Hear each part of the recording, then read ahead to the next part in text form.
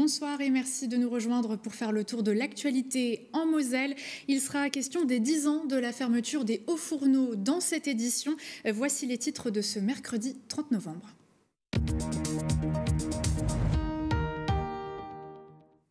Top départ pour le rush des colis à la poste. La peak période est entamée avec le Black Friday qui s'achève et les premiers cadeaux de Noël commandés. À Voipy, la plateforme pourra traiter jusqu'à 20 000 colis. Reportage coulisses dans cette édition.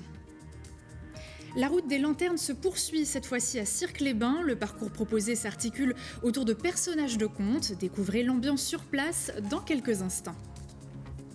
10 ans déjà, le 30 novembre 2012 marquait l'arrêt de la filière liquide des hauts fourneaux du Val de Fensch, et ce après 18 mois de lutte salariale. Retour sur cet événement marquant qui a laissé une cicatrice dans le paysage sidérurgique lorrain. Et dans le ciel, on ne change pas une équipe qui gagne. La météo de jeudi reste grise avec des brumes et brouillards dès le réveil. Idem l'après-midi. La température qui chute un peu, entre 2 et 4 degrés le matin et entre 5 et 7 degrés au maximum de la journée. Le 30 novembre 2012 a marqué la fin de l'acier fabriqué en Lorraine. 10 ans après, que reste-t-il dans les mémoires et sur les sites de production? Michel Lipgott, bonsoir. Bonsoir. Vous êtes notre invité. En 2012, vous étiez député-maire. Aujourd'hui, vous êtes maire de Famec et président de la communauté d'agglomération du Val de Fensch. On reviendra ensemble sur cet événement. Mais avant, on développe les titres.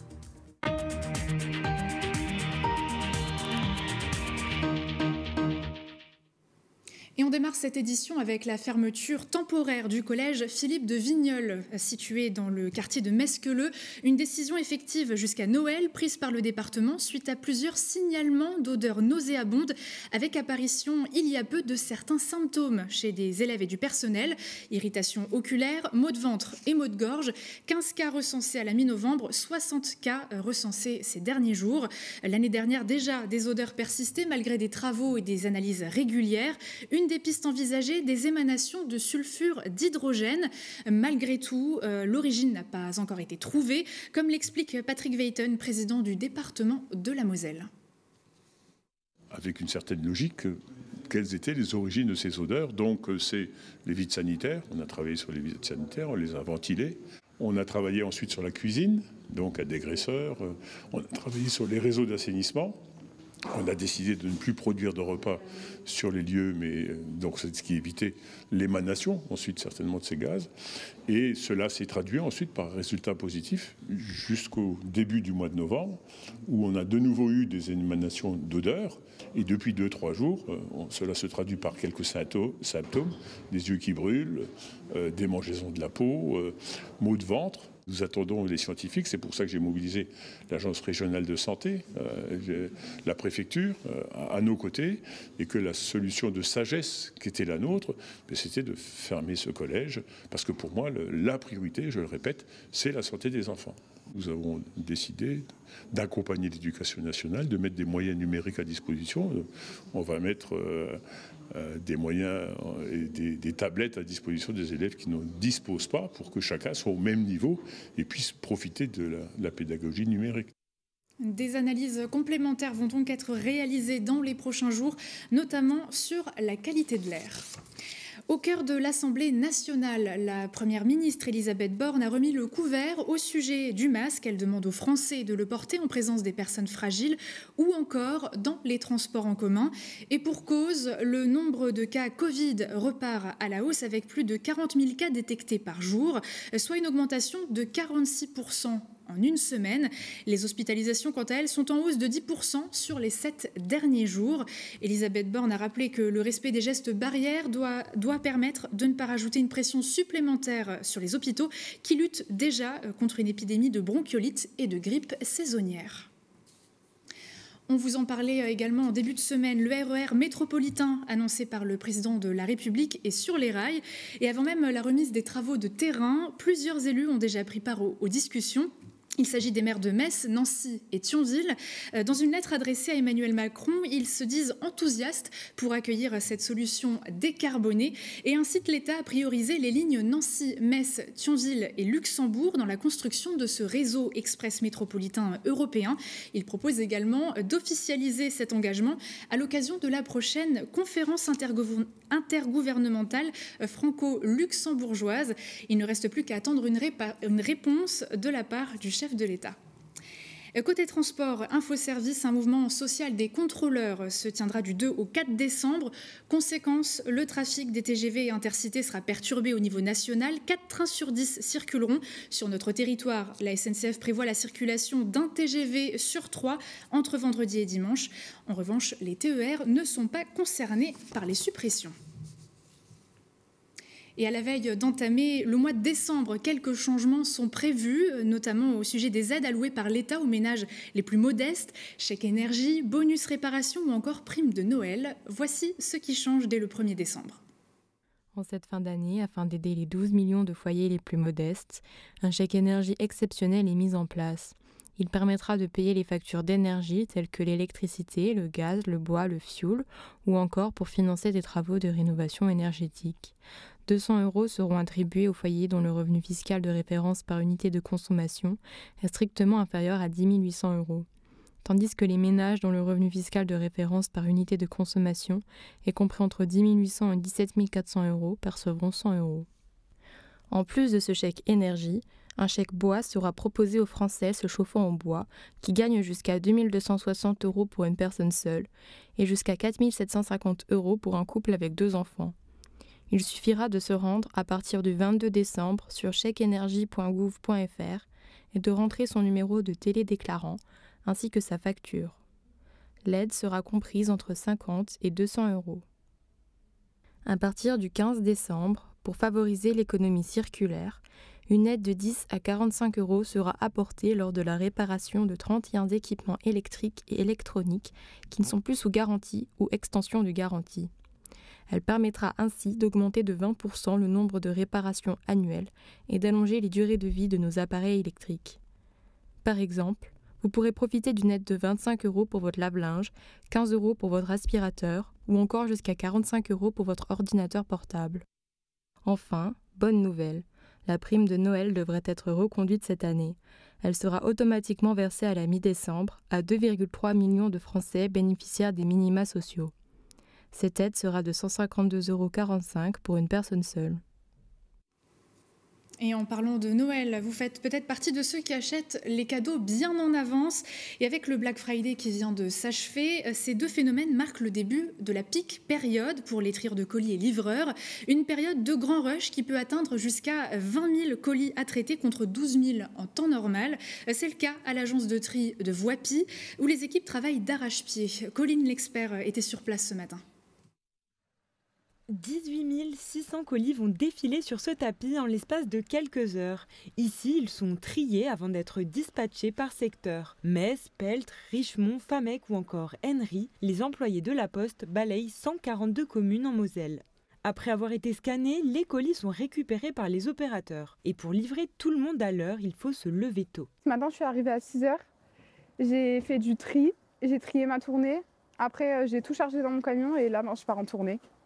Je pars à 133 colis et 86 points de passage. Les camionnettes jaunes sont effectivement bien chargées quelques jours seulement après le Black Friday. Cette journée de promotion sonne d'ailleurs le début du rush de fin d'année pour la Poste. D'environ 12 000 colis triés puis livrés depuis l'agence de Voipy, le trafic va osciller entre 15 et 20 000 colis par journée jusqu'au 24 décembre. Une forte hausse de l'activité qui nécessite des aménagements. On est sur 47 agents en livraison période normale.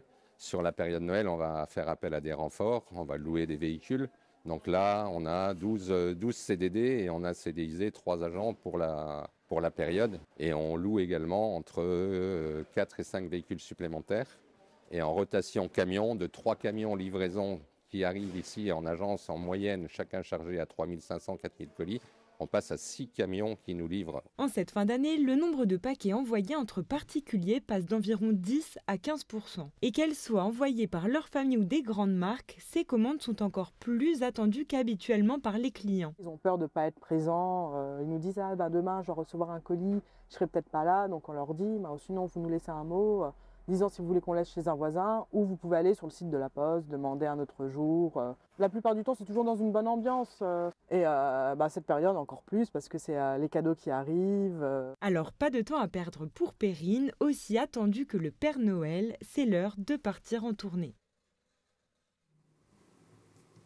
Santé maintenant, l'heure n'est plus au constat de la pénurie de médecins et de spécialistes, mais bien aux solutions pour contrer les déserts médicaux. Heureusement, certaines structures novatrices voient le jour pour proposer un soin de proximité. Exemple dans la commune de l'Hôpital, où un groupement médical de soins immédiats s'est créé et les patients peuvent s'y rendre avec ou sans rendez-vous. Regardez. Le médecin de Jocelyne est parti à la retraite. Un casse-tête pour en trouver un autre qui veuille bien la prendre. Donc j'ai téléphoné, je pense bien, plus de 12 médecins, plus personne ne prenait. Et on m'a dit qu'il y avait un centre qui avait ouvert ici. Donc je suis venue voir et puis ils m'ont pris tout de suite. Depuis 2020, ce groupement médical de soins immédiats, associant médecins et spécialistes, reçoit avec et sans rendez-vous une offre de soins de proximité pratique pour ceux qui ne souhaitent pas attendre. Ça m'évite d'attendre 1 à 2 semaines pour avoir un rendez-vous. Au moins je viens ici et puis ils me prennent tout de suite dans la journée. Et comme c'est assez urgent, je viens au GMSI. Dans ces locaux, 4 médecins auscultent quotidiennement.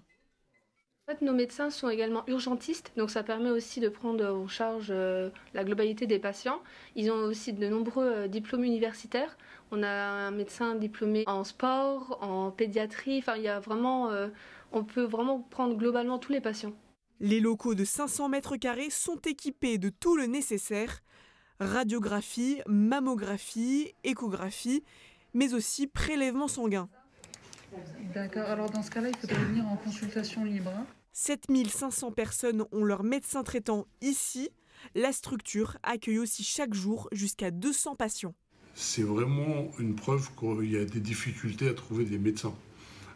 Sur le bassin Folquemont-Saint-Avold, par exemple, il y aurait 53 médecins libéraux, dont 28 auraient plus de 60 ans et 8 plus de 65 ans. Donc on voit qu'il y a des difficultés. Une fois que ces médecins partent à la retraite, qu'est-ce qu'on fait ? Puisque l'initiative connaît une forte affluence, le centre médical s'agrandit, d'autres spécialistes viendront s'ajouter à la liste des médecins déjà présents. Aujourd'hui, dans la boîte à malice, découvrez la galerie d'art contemporaine des Jours de Lune à Metz, mais aussi le projet du duo folk-pop Becky and Cloud. Au programme également, une belle rencontre avec les comédiens Hugo Becker et Jean Rochefort à l'affiche de Variations énigmatiques à l'Opéra de Metz Métropole dès ce 1er décembre. Mais en attendant de découvrir cet entretien, Hugo Becker et le metteur en scène Paul-Émile Fourny nous donnent quelques raisons d'assister à cette création. C'est une vraie chance d'avoir un opéra-théâtre et quelqu'un qui s'occupe de l'opéra-théâtre et qui fait des créations théâtrales dans une ville comme Metz. Je parle de mon voisin de droite. Et que du coup, rien que ça, c'est une bonne raison. C'est-à-dire que ce n'est pas le cas dans toutes les villes de France. C'est une chance. C'est une chance, c'est un privilège. Et du coup, c'est passionnant de venir s'enrichir d'autres choses. Quand bien même on n'est pas fait pour le théâtre, si on n'est pas absolument fan de théâtre, c'est toujours bien d'aller voir quelque chose, de sortir un peu de son confort et de ses habitudes.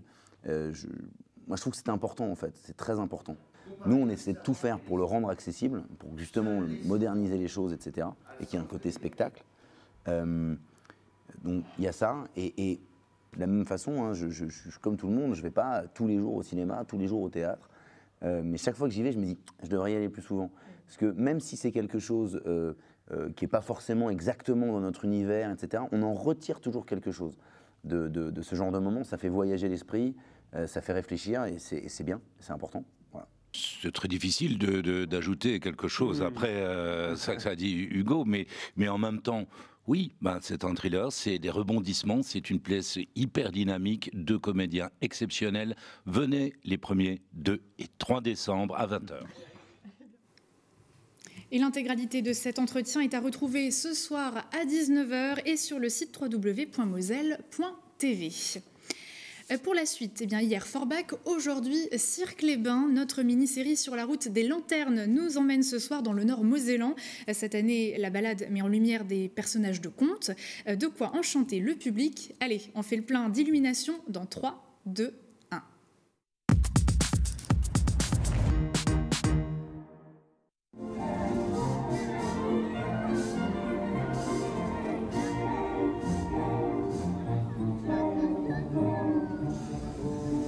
Lumineux, vraiment comme d'habitude, comme tous les ans, très satisfaite et tout. J'ai trouvé ça très beau, en plus c'est pour tout le monde, que ce soit pour les adultes ou pour les enfants. Pour les adultes, c'est un vrai retour en enfance avec tous les personnages qu'on aime. Boucle d'or, Alice au pays des merveilles, c'est vraiment très beau, hein. C'est bien fait, c'est un souvenir. Comme chaque année, on est toujours des pièces sur des contes. Alors on trouve Alice au pays des merveilles, Belle au bois dormant, enfin, ouais, c'est toujours sympa. Puis bon, quelque part, ça fait revenir un peu en enfance.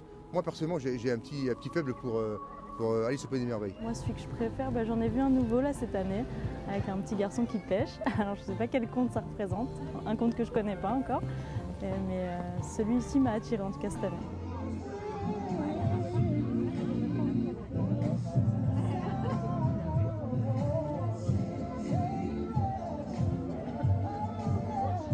L'année dernière, en période de Covid, cette année le thème a changé et ça fait revivre la ville de Cirques-les-Bains. Je trouve que c'est très beau. Pour Cirques-les-Bains, c'est comme un petit village, c'est fantastique. Je ne m'attendais pas à ce genre de show de lumière.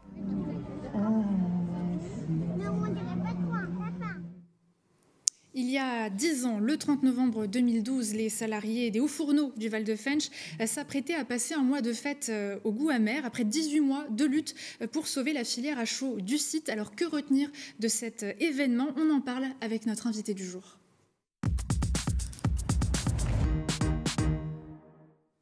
Michel Lipgott, bonsoir. Je rappelle, vous êtes maire de Famec et président de la communauté d'agglomération du Val de Fensch. À l'époque donc de cette fermeture des hauts fourneaux, vous étiez député maire. Quelle est l'image, le souvenir qui vous reste en mémoire 10 ans après cette fermeture? En réalité, ce sont des minutes, des heures, des jours, des nuits passées sous la tente, en train de discuter avec les syndicalistes, avec les journalistes, avec la population, avec des politiques. Voilà, c'est une longue période d'incertitude. Voilà, et puis c'est passé, et puis on est passé à autre chose. Alors avant de rentrer plus en profondeur sur ce sujet, je vous propose un retour en images sur cet événement largement médiatisé et politisé.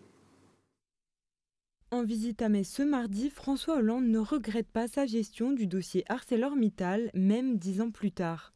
Les engagements que j'avais pris, c'est-à-dire qu'il n'y ait pas de plan social à Florange, qu'il puisse y avoir des investissements bien supérieurs à ce qui était prévu, et ils sont de l'ordre de 350 millions d'euros, et qu'il y ait un développement de nouvelles filières à Florange, avec 2200 emplois qui sont aujourd'hui présents, oui, ça mérite d'être défendu. Parce que la crainte que l'on pouvait avoir il y a 10 ans, c'est qu'il y ait un plan social, qu'il y ait donc des licenciements secs, qu'il y ait la disparition, faute d'investissement, d'une unité qui est la fierté de Florange.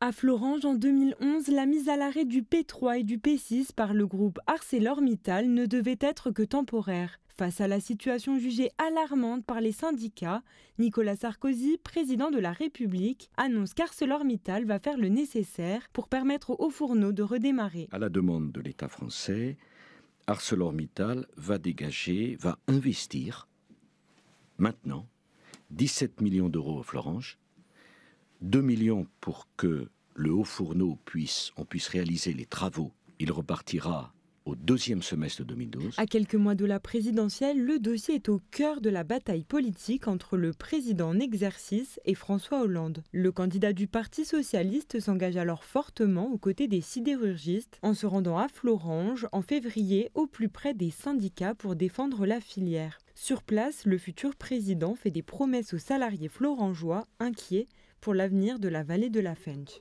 Une proposition de loi qui dirait la chose suivante. Et ça vaut pour ici comme pour d'autres sites. Quand une grande firme ne veut plus d'une unité de production mais ne veut pas non plus la céder. Nous en ferions obligation pour que des repreneurs viennent et puissent donner une activité supplémentaire.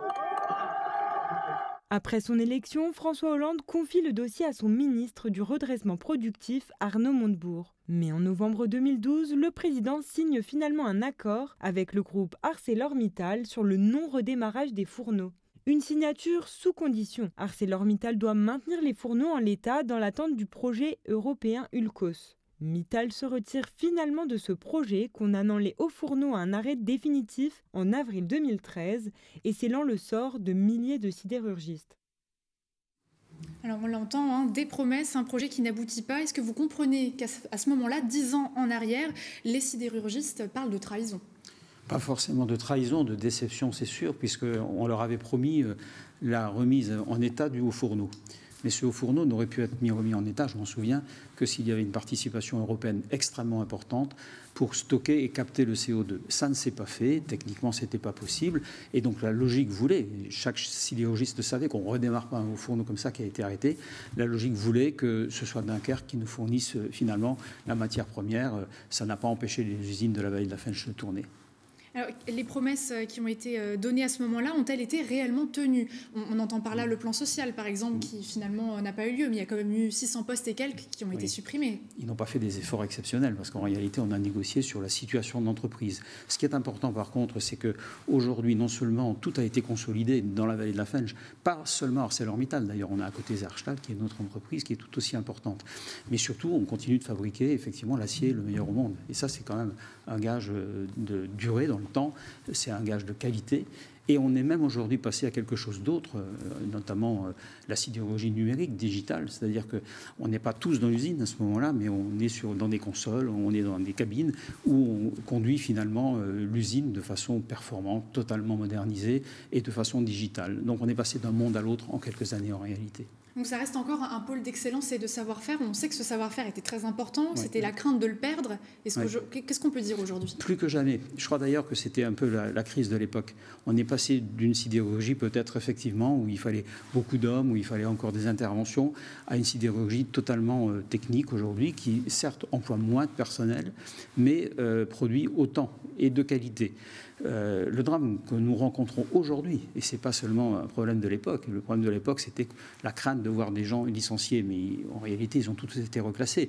Par contre aujourd'hui on cherche des sidérurgistes de très haut niveau, parce qu'il faut au minimum bac, BTS, voire plus, et donc c'est un paradoxe aujourd'hui, quelques années après, on se rend compte qu'on est passé dans l'après vraiment, dans l'usine du 21e siècle, et on cherche aujourd'hui à embaucher, enfin en tout cas ces usines d'ArcelorMittal comme Zerchtal embauchent régulièrement des jeunes de qualité. Donc finalement, est-ce qu'on peut dire ou pas que ça a marqué la fin de l'acier dans la Lorraine ? Parce qu'avant les hauts fourneaux de Florange à Yange, il y avait aussi Ucange en 91, Gandrange. Concrètement, est-ce que ça a marqué, ça a fait une vraie scission ? Pas vraiment. C'est une évolution, peut-être plus rapide que certains l'auraient souhaité. Mais vous savez, à certaines époques, il y avait des dizaines. On a même eu 100, 150 hauts fourneaux en Lorraine. C'est pas parce qu'on est passé, d'ailleurs il n'y en a plus actuellement, c'est pas pour autant qu'on ne produit pas effectivement de l'acier. Je crois qu'il faut aussi comprendre que l'acier ne se produit plus de la même manière.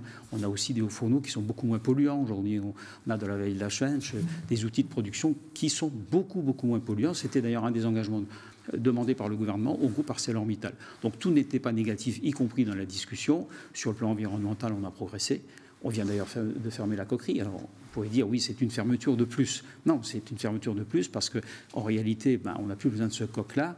Par contre, l'usine produit toujours autant de portes de voitures. Et c'est ça le plus important. Mais avec un environnement préservé, ce dont les habitants de la vallée de la Fensch se réjouissent parce que malheureusement, on sait aussi que c'est une vallée où les taux de plomb et d'amiante, enfin, et j'en passe, c'est les meilleurs, de tous ces poisons, ont quand même conduit un certain nombre de salariés de ces usines à être atteints de maladies type cancer et autres. Donc voilà, la modernisation, c'est aussi l'amélioration des conditions de travail et des conditions de vie des gens qui vivent dans ces communes. Concrètement, il y aura une déconstruction de ces hauts fourneaux. Ça va être long de s'occuper de tout ça, on l'imagine, avec la dépollution du site. Ce site-là va devenir quoi ? Est-ce qu'il y a des projets ? C'est notre challenge. La grande difficulté, moi je suis président d'une communauté aujourd'hui où on gère des lieux qui ont été fermés il y a 40 ou 50 ans. Et c'est seulement maintenant qu'on commence effectivement par construire des maisons ou par les aménager. Le challenge que l'on doit mener à bien avec ArcelorMittal, et on va les mettre un peu au pied du mur, mais ils sont a priori partants, avec le préfet, avec la région, c'est de se dire qu'il faut aller vite ce coup-ci, parce que tout s'accélère en réalité. Il faut savoir que dans nos communes, contrairement à ce qu'on pourrait penser, il y a une immense activité. On n'a plus de zone d'activité, on n'a plus de place pour accueillir les entreprises. Et on est l'arrière-pays, en quelque sorte, du Luxembourg. Et comme ils ont peu de foncier au Luxembourg, nous souhaitons requalifier ces zones qui sont polluées, certes, mais qu'on peut dépolluer pour en faire effectivement des lieux d'accueil, peut-être de palais des congrès, peut-être demain d'une route, peut-être d'habitat, enfin sûrement d'ailleurs de maisons, mais également d'équipements, de services, de PMI, de PME. C'est une chance pour nous finalement. Alors qu'il y a 30-40 ans, avoir des friches, c'était finalement une malchance. C'était terrible parce qu'on ne savait pas du tout les dépolluer. Aujourd'hui, on sait le faire. Il faut simplement y mettre les moyens. Merci beaucoup pour ces explications et ces propos. Merci d'avoir partagé notre plateau. Merci. Notre patrimoine sidérurgique n'a pas dit son dernier mot. Par exemple, il continue de vivre à travers les œuvres de Claire Bravy, artiste qui expose en ce moment même une vingtaine de tableaux au cœur des nouveaux locaux de Moselle TV. Disposant de surfaces conséquentes, votre chaîne de télé locale a choisi de valoriser les artistes mosellans en exposant leurs créations sur ses murs. Ici, nombreux sont les invités, chroniqueurs et salariés qui franchissent nos portes et qui pourront donc admirer ce travail. L'exposition devrait durer 3 mois à compter d'aujourd'hui. D'ici fin février, Claire Bravy laissera donc place à un autre artiste du territoire. C'est tout pour l'actualité du jour. Dans quelques instants, retrouvez un face-à-face avec Jean Milon et une nouvelle boîte à Malice à 19h. Très belle soirée sur Moselle TV et à demain.